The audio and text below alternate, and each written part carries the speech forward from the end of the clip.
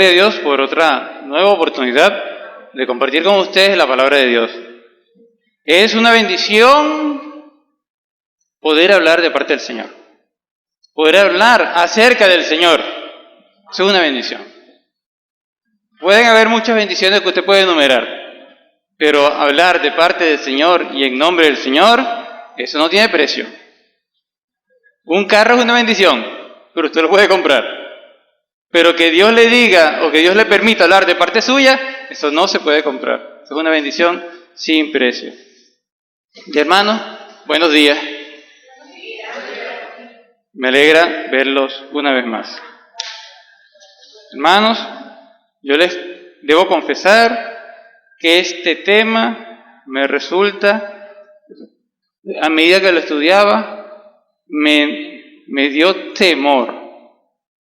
Miedo, porque de hecho, como ustedes leyeron al final en Hechos 5:11, si lo tienen a la mano, dice: y vino gran temor sobre toda la iglesia, y todos los que los oyeron estas cosas, y sobre todos los que oyeron estas cosas, vino gran temor. El temor, una palabra que ya hemos hablado antes, significa así tal cual temor. Pero en este caso es un temor, un miedo reverencial, porque reconocen que Dios está presente. Y Dios está presente para muchas cosas. O sea, Dios es Dios completo en todo momento. El Dios que está aquí nos bendice, pero a la vez también nos puede castigar si no estamos de acuerdo a sus preceptos. Es el mismo Dios. Vamos a orar. Padre, Señor, damos gracias por tu presencia en este lugar. Damos gracias por tus misericordias diarias, por tus maravillas, por habernos traído, Señor. Realmente tú has estado presente y pendiente cada segundo de esta semana, de nuestra vida. Dios, y hemos llegado a este momento tan importante como es meditar en tu palabra. Rogamos, Señor, que tú nos hables a todos y que sea yo un canal, solo un canal, Señor, pero que seas tú hablando a todos y que nuestro corazón sea receptivo a tu palabra y no nos endurezcamos. Señor, corrige nuestro corazón hoy y que cuando salgamos de aquí, nuestro corazón sea más parecido al de Cristo, más agradable, más complaciente para ti. Nos encomendamos, te rogamos tu dirección en esta hora en el nombre de Jesús. Amén. Hermanos, alguien me dice que siempre se me olvida dar el título del sermón. Hermano, este se llama así, escuche bien: cuando el pecado entra en la iglesia. Cuando el pecado entra en la iglesia. Esto es un tema, mis hermanos, que es bastante largo. Me perdonan si me extiendo tal vez un poco más de lo que usted quiere, pero es un tema muy importante. Vamos al pasaje. Vemos que desde el versículo 32, Hechos 4:32, dice: y la multitud de los que habían creído eran de un corazón y un alma, y ninguno decía ser suyo propio nada de lo que poseía, sino que tenían todas las cosas en común. De hecho, ya aquí se habla, antes hemos hablado de números. Lucas comentó primero que se convirtieron en un día como 3,000, luego comenta que llegan a ser 5,000, pero ya aquí él perdió la cuenta, y ya solo se habla de multitud. De aquí en adelante, Lucas no va a volver a mencionar números, solamente multitudes, grandes cantidades. Y vemos que los apóstoles, particularmente, en este texto, desde Hechos 4, cuando decía que, antes, inclusive todo el libro, hemos visto cómo el Espíritu Santo ha usado a los apóstoles, y de hecho en Hechos 4, ellos rogaron para que el Espíritu siguiera haciendo milagros y prodigios a través de ellos. Así que ellos siguen predicando, por supuesto, toda la iglesia, pero los apóstoles enfrente. Y en este pasaje vemos que la gente, porque había gente adinerada entre ellos, vendían sus propiedades, casas, y cuando dice herencias, habla de terreno. Lo vendían porque querían. Vemos que aquí no se presenta un mandato de vender nada. Solamente es algo, deseo. Pero que tiene que ser un deseo sincero, no un deseo para ser visto. Y cuando la gente vendía, le traían el dinero a los líderes, que eran los apóstoles, dice aquí, traían el precio de lo vendido, versículo 35, y lo ponían a los pies de los apóstoles, que eran los líderes, ¿no? Y no preguntaban, ¿para qué se va a usar esto? No, aquí trajimos esto porque vemos que la iglesia tiene necesidad. Recuerden que la iglesia son las personas, no las edificaciones. Lucas además presenta a un cierto hombre llamado José, un hermano, a quien llaman Bernabé, que significa hijo de consolación, como dice el versículo 36. Este Bernabé, como será conocido después, será llamado después, era levita, era de la tribu de Leví y era natural de la isla de Chipre, que parecido a Pablo, que tampoco era de Israel, del país, sino que Pablo era de Tarso, gracias. Eran dos hermanos que no eran propiamente de la nación, del país de Israel, pero eran descendientes de los israelitas. Entonces Bernabé vende el terreno y lo trae a la iglesia. Esto, por supuesto, por lo que vemos en el pasaje, podemos entender que en alguna forma Bernabé fue reconocido. Y tal vez todos los que vendían eran reconocidos. No sabemos exactamente cómo lo llevaban, si eran en medio del culto, cómo lo hacían. Pero el hecho es que les otorgaba cierto reconocimiento en frente de la iglesia. No malo, porque es bueno reconocer, como dice la Biblia, quienes trabajan entre ustedes. Está bien, siempre y cuando sea con humildad. Siempre glorificando a Dios. Pero, entramos en el capítulo 5 y viene un pero. Dice que había un hombre llamado Ananías y Zafira, su mujer. Y estos hombres, esta pareja, vendió un terreno y en vez de traer el dinero completo, o siquiera, en vez de decir, lo vendimos, vamos a decir algo, en 1000 monedas de plata, trajimos 300 para la iglesia, lo demás es nosotros. Ok. O trajimos 10 para la iglesia, lo demás para nosotros. Ok, no hay problema. Pero ellos no hicieron eso. Ellos tomaron una parte, por decir algo, tomaron 500, la mitad, no sabemos cuánto, un ejemplo, y entonces traen los 500, los otros, y dicen, vendimos el terreno en 500, y se los trajimos a la iglesia. Oye, ¿por qué hicieron esto? Y cuando vemos todo el contexto, todo el pasaje, entendemos que ellos en este caso buscaron vanagloria. De hecho, Pedro, ven lo que le dice en versículo 3. ¿Por qué llenó Satanás tu corazón para que mintieses al Espíritu Santo y sustrajeses del precio de la heredad?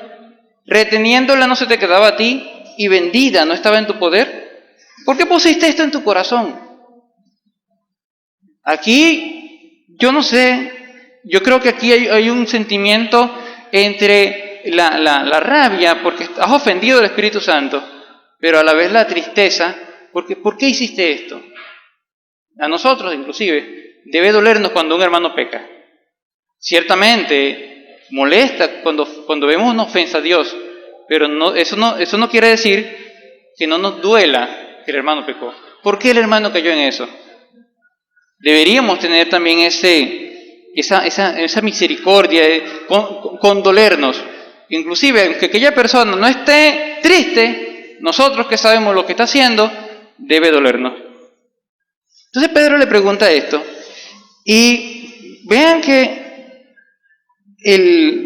repito, ¿por qué llevaron este dinero? ¿Por qué lo descompletaron y no dijeron la verdad?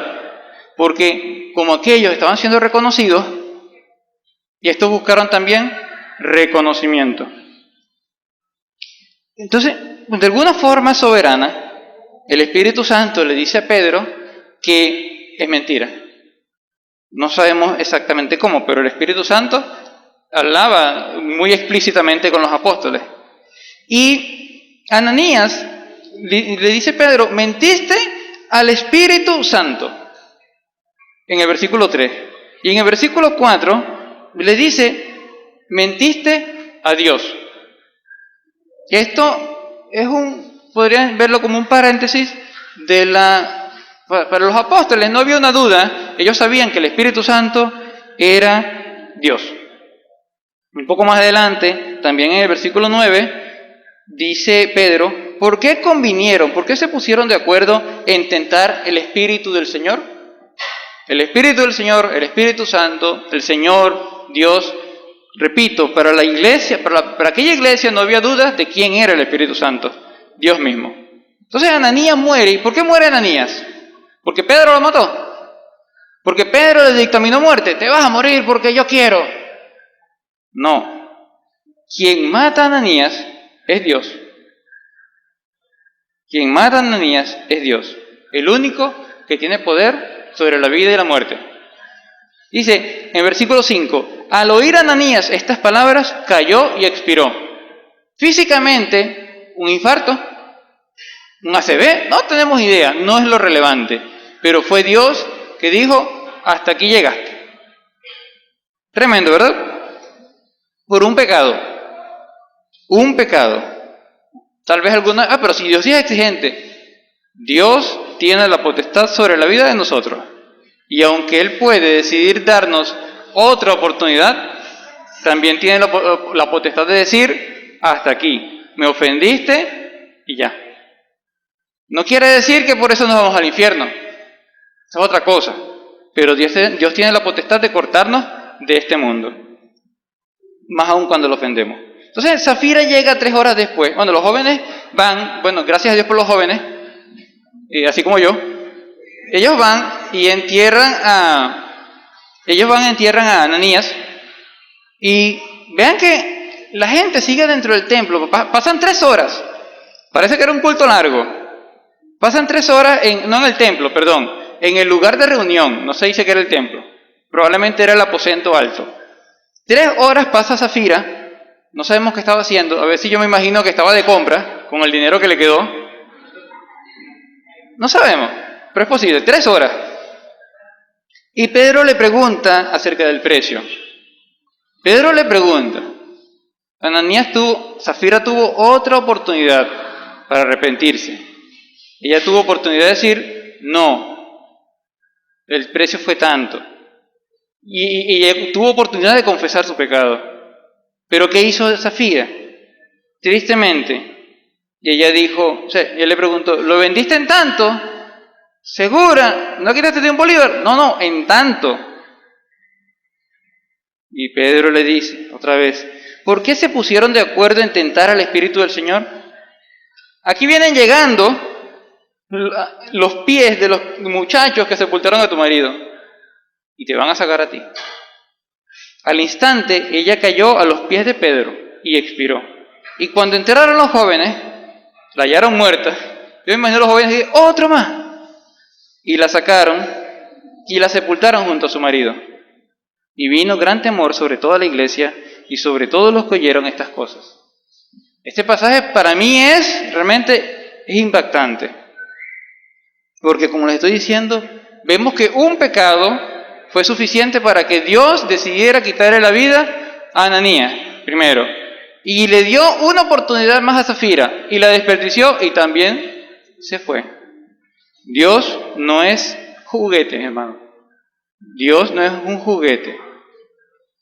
Entonces, quiero que reflexionemos en 3 cosas. Vean que el pecado entró a la iglesia.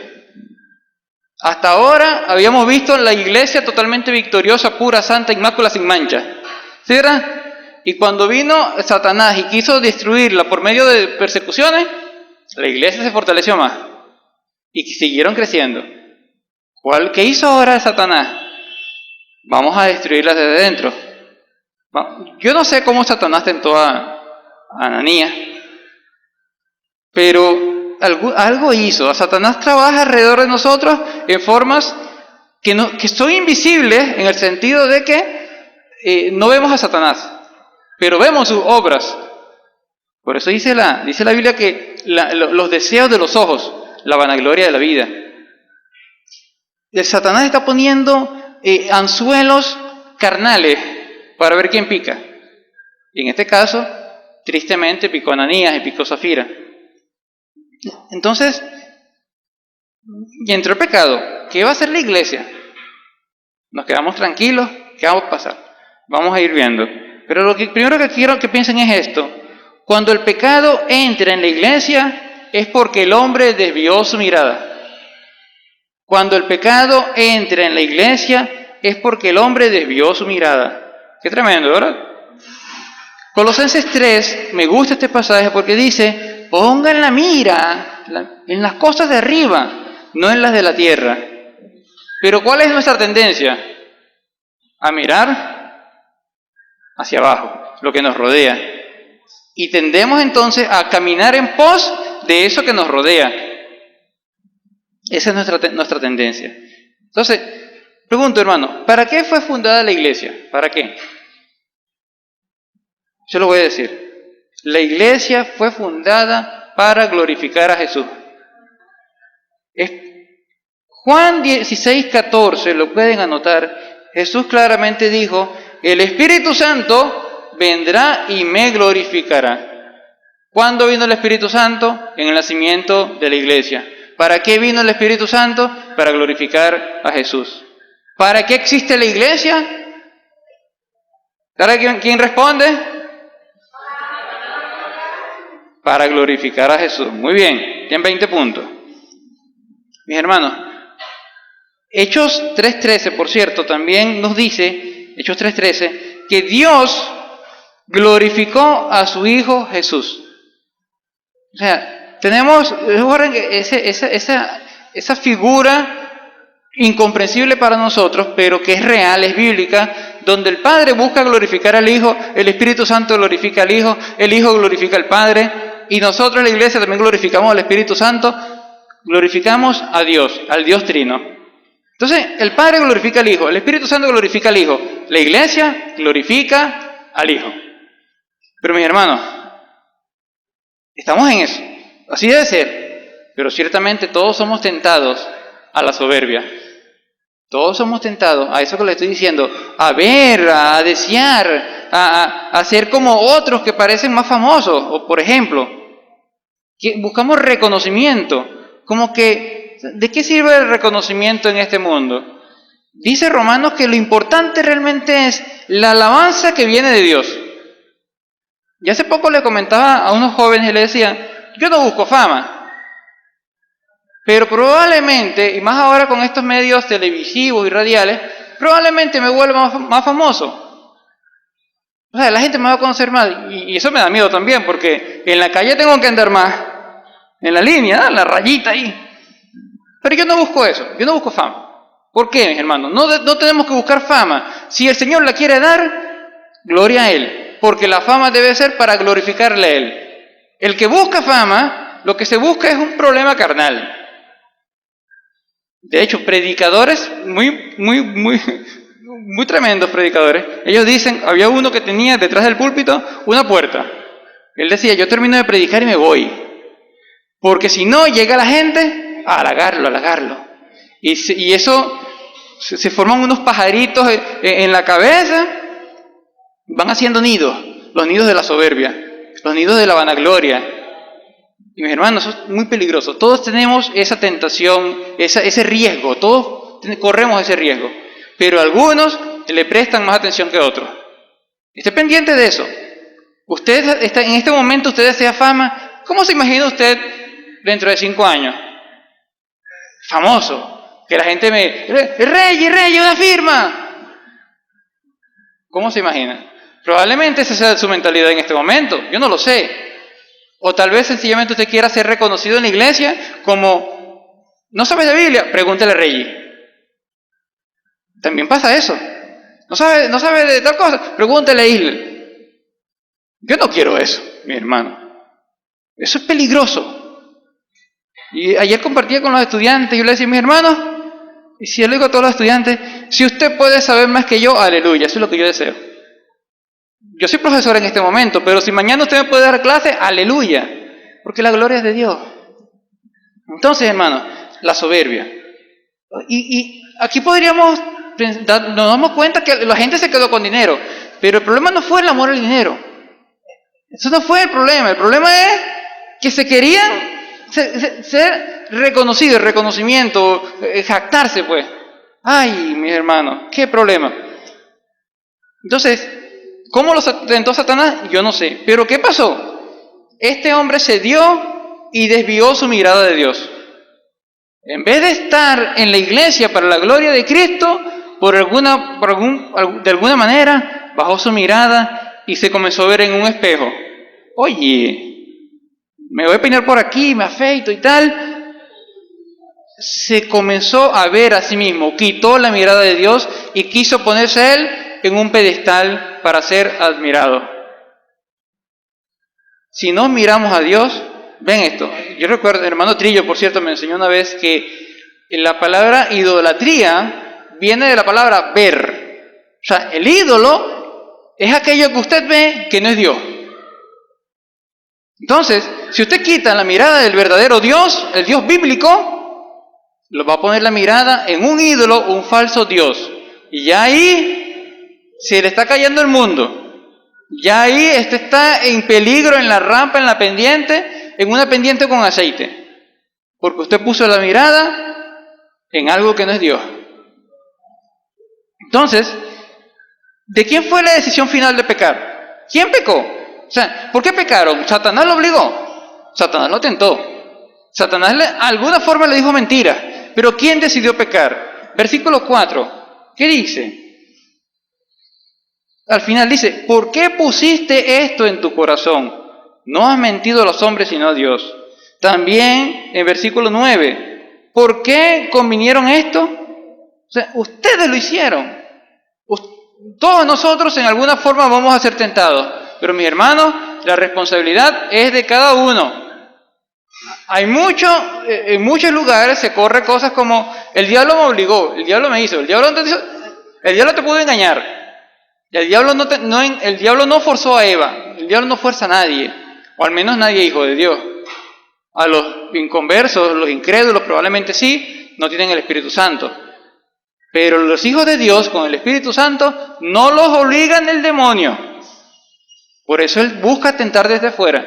Pero la responsabilidad final era de ellos mismos. Se miraron hacia ellos mismos. Ellos podían decidir si dar menos o dar más, pero con sinceridad. Nadie los obligó. ¿Para qué mintieron? Para parecer más espirituales, más dadivosos. Oye, ve el hermano Reggie cómo da. En este caso, ve el hermano Ananías cómo da. Vendió el terreno para compartirlo. Oye, qué bueno es el hermano Ananías. Y Ananías, soy buenísimo, aleluya. No, ni eso le dio tiempo, porque murió. Entonces, ¿pero por qué él llegó a esto? Por envidia, por estar envidiando que ellos eran reconocidos. Mi hermano, si usted ve a alguien en la iglesia, o no en la iglesia, donde usted lo vea, que tiene éxito, que hace algo bueno y le sale bien, o tiene reconocimiento, conténtese por él. No intente quitarle el puesto, no intente ponerse a su lado, conténtese por él. Póngase a su lado en lo espiritual, eso sí, pero no busque el reconocimiento, porque eso lo va a desviar. Entonces, hermano, repito, nuestra meta es que Dios sea glorificado. Nuestra meta no es que nos vean a nosotros. Y repito, cuando el pecado entra en la iglesia, es porque el hombre desvió su mirada, no porque Satanás lo obligó. Muy importante. Punto 2. Cuando el pecado entra en la iglesia debe confrontar el pecado. Cuando el pecado entra a la iglesia debe confrontar el pecado. Pedro vio el pecado y él pudo decir, oye, lo confronto, pero si lo confronto y el dinero, con todo lo que trajo, aún en sus mejores deseos pudo decir, esto sirve para ayudar a un gentío. No le vamos a decir nada para ver si trae más. Pudo tener esa mentalidad. Y yo he visto que hoy muchos la tienen, tristemente.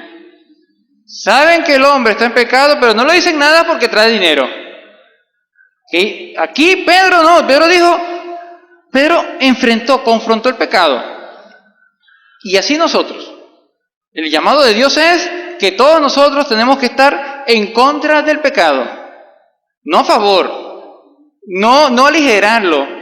Y mis hermanos, esto es peligroso. A veces yo escucho cosas como, no le digas nada porque el hermano se molesta. No le digas nada porque el hermano es de carácter duro. Duro, porque se molesta. Carácter duro es el que se aguanta. Carácter duro es el que tiene dominio propio. Eso es un carácter fuerte. El que se molesta es un carácter débil que no controla su carne. Entonces, cuidemos también esos términos. Él es de carácter fuerte. ¿Qué? El carnal ese, porque deja salir la carne cuando le da la gana. Eso no es carácter fuerte, perdónenme. Ni perdón les pido. Eso no es carácter fuerte. Entonces, nosotros estamos para confrontar el pecado. Por supuesto, ¿qué es lo primero que hay que hacer? Yo veo que hay un pecado en la iglesia, pasó algo. Tampoco debo lanzarme, dicen, de bruces, de frente, así. Mi hermano, hay que buscar sabiduría. Eso se busca en oración.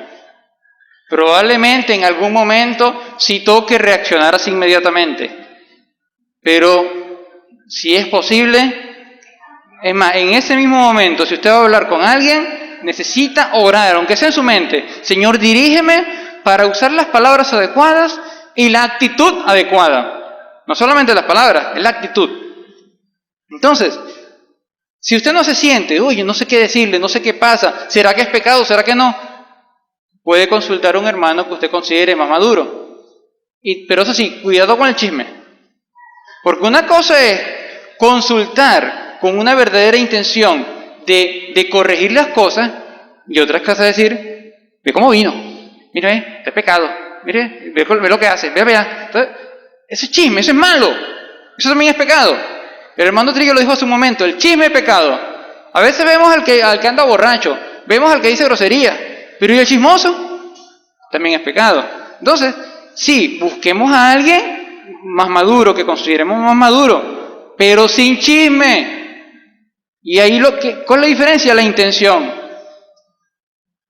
Aquí nosotros conversamos, y los líderes conversan, está pasando esto, el hermano tiene problemas, se conversa con fines realmente de corregir, y de corregir con amor.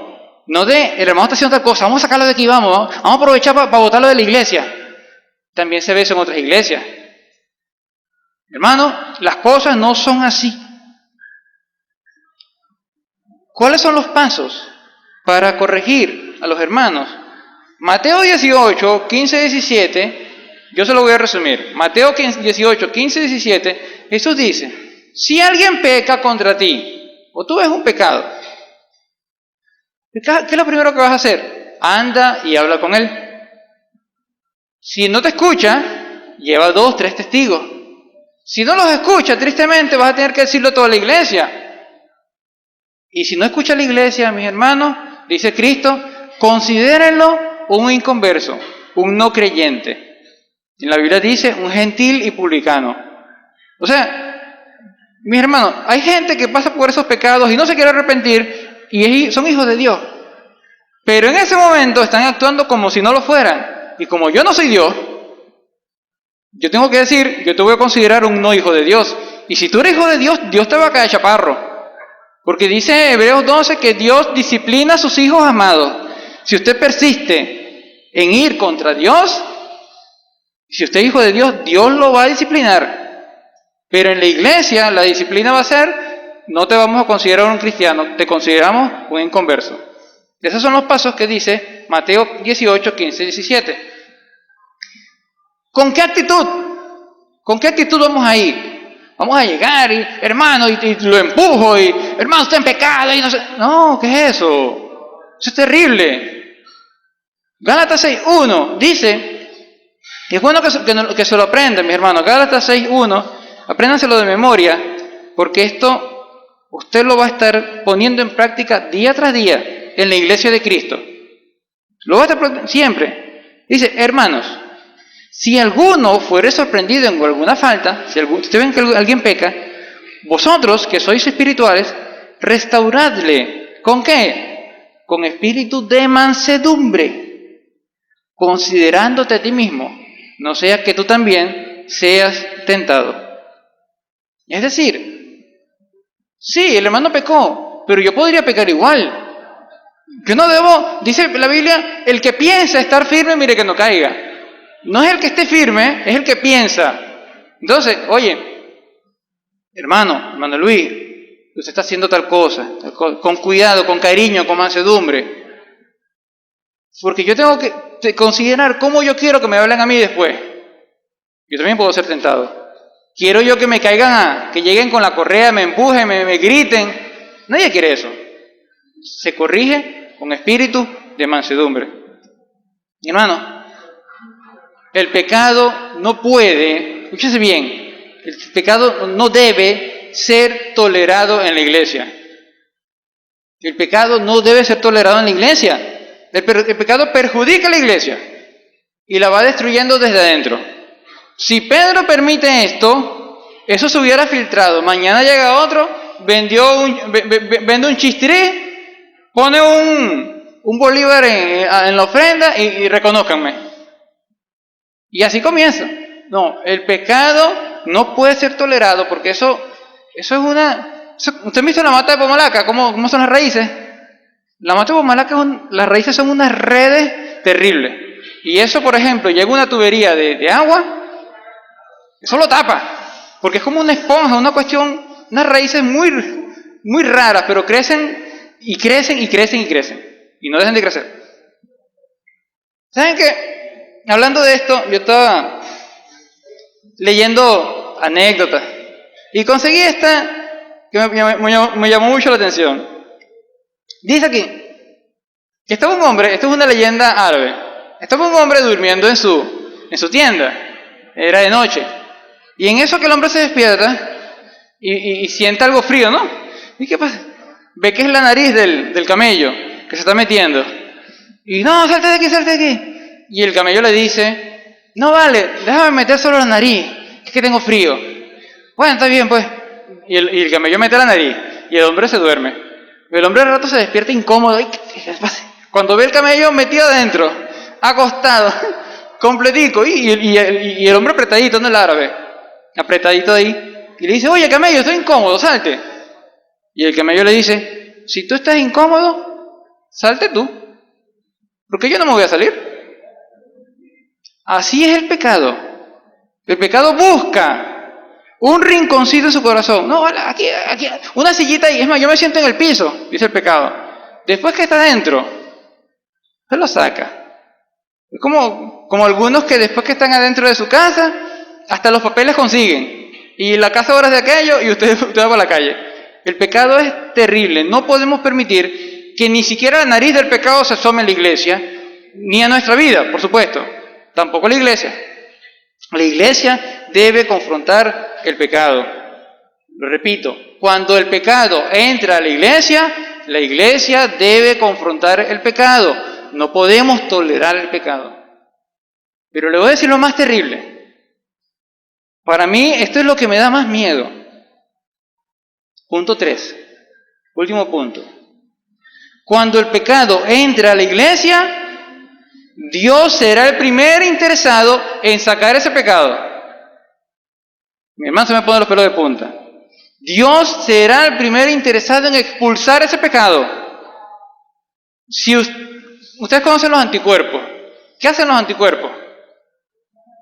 Cuando entra algo, los biólogos saben mucho más que yo, pero cuando entra algo ajeno al cuerpo, los anticuerpos lo atacan de inmediato, buscando expulsar a ese agente extraño. Así es el Espíritu Santo cuando ve que un pecado quiere entrar a su cuerpo. Él lo va a atacar. Si a usted le parece duro que un hermano le diga que estás en pecado y tienes que arrepentirte, más duro le va a parecer si Dios le llega de frente. Porque nadie te dijo nada, yo te lo voy a decir. Porque Dios no se va a quedar tranquilo. Dios es el primer interesado en sanar su iglesia. Y repito, esto debe ser motivo de miedo en nosotros. Miedo santo, miedo reverente. Un miedo que dice, yo no voy a jugarme con Dios. Porque si yo le tengo miedo a mi papá, dice también Hebreos 12, cuando yo era chiquito, creo que todavía las madres lo hacen, y yo me estaba portando mal, mi mamá me lanzaba una mirada. Ay, ay, ay. Eso era para que yo me sentara tranquilito. Porque si no, ese es el famoso, cuando lleguemos a casa hablamos. Nada más con la mirada. Entonces, si usted le tiene miedo a su mamá, a su papá, mucho más miedo hay que temerle a Dios. Y así como usted respetaba y respeta a su madre, a su padre, también incluso por miedo de que su mamá no le vaya a pegar o lo vaya a regañar. A mí todavía me da cosa cuando mi mamá me dice, Rey, ay, yo digo cachadito, oh, no me va a pegar, pero es la autoridad, es el respeto que yo le tengo. Entonces, ¿cómo será con Dios? Yo realmente no quiero que Dios me grite, Rey. Eso hay que tenerle miedo. ¿Cómo está usted con Dios hoy? Piense en eso. ¿Está usted haciendo algo que usted sabe que está mal con Dios y aún así persiste? Si la iglesia no se da cuenta, puede pasar. Pero Dios siempre se da cuenta. Dios todo lo ve. Con Dios no se puede jugar. Dicen las frases famosas, Dios no juega carrito. O sea, Dios no es un niñito con el que usted se puede sentar a jugar y hacer lo que le dé la gana. Dios es el Padre Santo. Santo, santo. Y con el santo, santo, santo, no se juega al pecado. Entonces, hermano, yo les voy a contar algunas cosas. ¿A usted le gusta saber que Dios es misericordia? ¿Cuántos creen que Dios es misericordia? Yo creo que Dios es misericordia, aleluya, por eso estoy aquí. Aleluya. Pero también dice la Biblia que ese mismo Dios misericordia no toma por inocente al culpable. Si usted es culpable, olvídese que Dios lo va a dejar pasar tranquilamente. Tú eres culpable. Si no te arrepientes, vas a pagar. Números 14, 18. Anótelo por ahí. Números 14, 18 dice Jehová, tardo para la ira, gloria a Dios. Grande en misericordia, gloria a Dios. Que perdona la iniquidad y la rebelión, gloria a Dios. Aunque de ningún modo tendrá por inocente al culpable, gloria a Dios. Porque a veces alabamos a Dios por las partes que nos gustan. Dios es amor, ¡ay, aleluya! Dios es fuego consumidor, ¡ay, no! No voy a decir aleluya porque me da miedo, pues no nos gusta. No. Todos los atributos de Dios, de eso hablamos la vez pasada, los atributos de Dios son perfectos y cada uno es digno de que alabemos el nombre de Dios. Tanto los que nos gustan como los que nos dan miedo, como los que nos confrontan. También hay que darle gloria a Dios por eso. Entonces, hermanos, no se puede engañar a Dios. ¿Qué dice Eclesiastés 12, 13 y 14? Eclesiastés 12, 13 y 14. También es un buen versículo para memorizar. Es difícil hacerlo con una sola mano, pero yo me lo sé de memoria. Dice, porque esto es el todo del hombre. ¿Qué dice? Teme a Dios y guarda sus mandamientos. Porque Dios traerá a juicio. ¿Qué va a traer?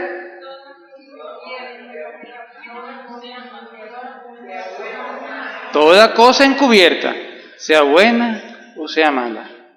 Usted puede encubrirme algo a mí. Usted puede pasar toda su vida engañando a esta iglesia. Pero cuando usted se encuentre con Dios, porque va a llegar un momento en el que Dios lo va a confrontar. A veces Dios le da un tiempo de vida para que se arrepienta.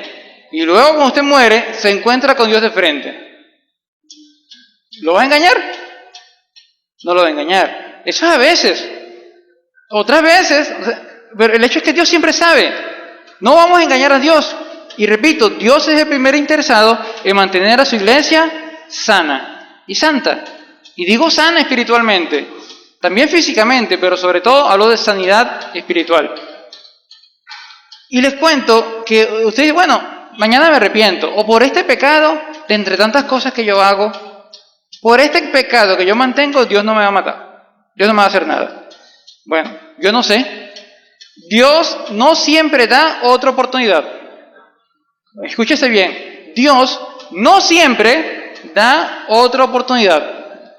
Dios a veces dice, esta es la última y única oportunidad que te voy a dar. ¿La aprovechas o la desaprovechas? Un ejemplo. Ustedes conocen la historia de David. David tomó a su mujer, a una mujer casada, y luego mandó a matar a su marido. ¿Qué le dijo Dios? Segundo libro de Samuel, 12:10. Por lo cual ahora no se apartará jamás de tu casa la espada, por cuanto me menospreciaste y tomaste la mujer de Urías, Eteo, para que fuese tu mujer. David tenía cualquier cantidad de mujeres a su disposición, que de por sí era pecado, era adulterio. Pero aún así se empeñó en la que era ajena. Ya, Dios dijo ya, lo decidiste, la espada no se va a separar de tu casa. La muerte no siempre es una muerte física, puede ser una muerte ministerial. Le consiguieron un pecado, expulsado de todos los ministerios. Y olvídate que más nunca te van a poner en ninguno. Pasa. Puede ser la muerte familiar, como en este caso. ¿Quién quiere una casa llena de pelea? ¿Quién quiere una casa llena de sangre? ¿Quién quiere una casa donde su hijo lo quiera matar a usted y unos hijos se maten con otros y el otro viole a la hermana? Nadie quiere eso. Pero eso le pasó a David, ¿por qué? Por empeñarse en la mujer ajena. Una oportunidad, un pecado. Hasta aquí. ¿Qué pasó con Saúl? Saúl también ofreció sacrificio que no le tocaba. Ya, Saúl, eres eliminado de tu reino. Un pecado. O sea, no crea, repito, ¿cuál es el énfasis? No crea que por un pecado no pasa nada. Un pecado puede ser suficiente para que toda su vida se le caiga a pedazos. Incluso para que llegue a la muerte física, como estamos viendo aquí. Otro ejemplo, que lo voy a resumir. Dios le dice, está en Números, y Dios le dice a Moisés, habla a la peña y va a salir agua. ¿Qué hace Moisés? Le mete 2 palazos, ni siquiera 1, 2. Salió agua. Dios dice, va a salir agua, salió agua. ¿Qué le dice Dios después a Moisés? Por cuanto no creíste en mí para santificarme delante de los hijos de Israel, por tanto, no meterás esta congregación en la tierra que les he dado. Hasta ahí llegaste. Moisés es un hombre fiel. Moisés es un hombre por el cual Dios hizo milagros.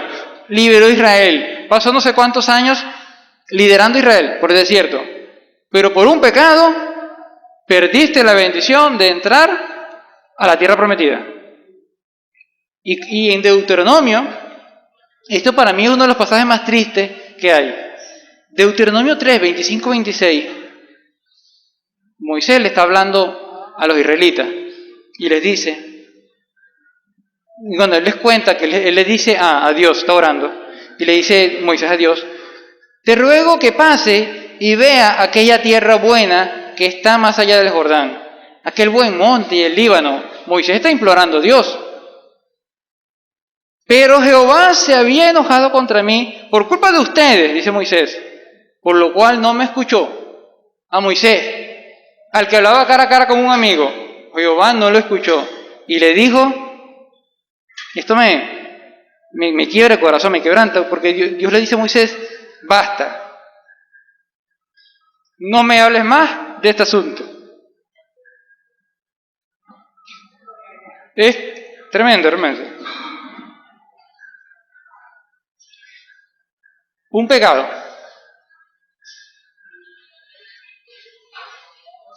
Hermano, al final usted puede engañar a Dios, al hombre, perdón, pero no va a engañar a Dios. No nos beneficia mentirle a Dios. No le mienta a Dios. Si usted está en un pecado, sea sincero. Padre, tengo este pecado, tengo esta debilidad, estoy urgido, estoy necesitado. Pero no intente permanecer con su pecado, porque no le hace bien a usted. Y lo que hace más bien es meterse en problemas con Dios. Repito, cuando el pecado entre a la iglesia, Dios será el primer interesado en expulsarlo. Para cerrar, cuando el pecado entra en la iglesia, es por culpa nuestra, por dejar de glorificar a Dios.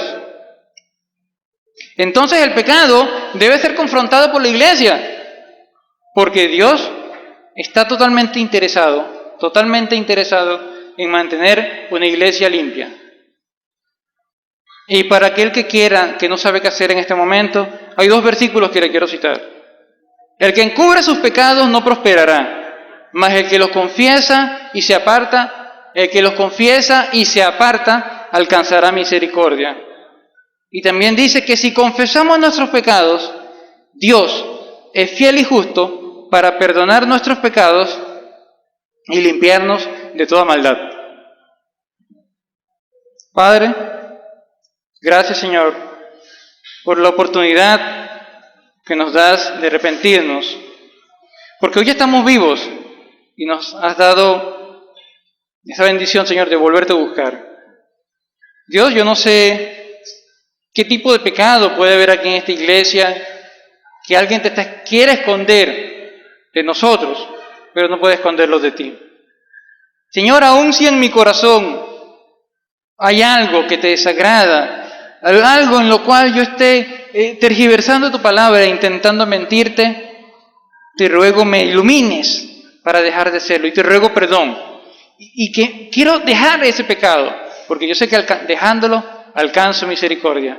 Y sé también que por la sangre de Cristo puedes perdonar todos mis pecados. Señor, pero te pido por aquellos que hoy saben que tienen un pecado en particular y lo abrazan y no lo sueltan, yo te ruego que tú les hables directamente y los traigas a arrepentirse delante de ti, pues reciban tu perdón y que tú los liberes de toda prisión que los esté atando, de eso que les está dificultando su relación contigo, aquello que los está entorpeciendo, aquello que los está atando, tú los liberes, Dios, con tu gran poder, por la sangre de Cristo que derramó por nosotros. Gracias, Padre, por la oportunidad de hablar, gracias por la oportunidad de arrepentirnos. Enséñanos a no vivir de manera que te ofendamos, sino a glorificarte en todo, incluso cuando eso toque confrontar a aquel que sabemos que ha pecado. Dirígenos para todas estas cosas, Dios, para tu gloria, porque esta iglesia está aquí para glorificarte. Señor, en el nombre de Jesús. Amén.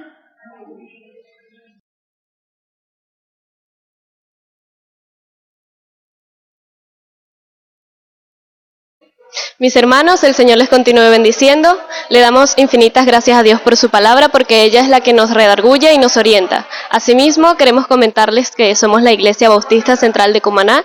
Estamos ubicados en la avenida Las Industrias, cruce con Los Roques, y nuestros cultos los realizamos los días domingo a las 9 de la mañana. Los esperamos.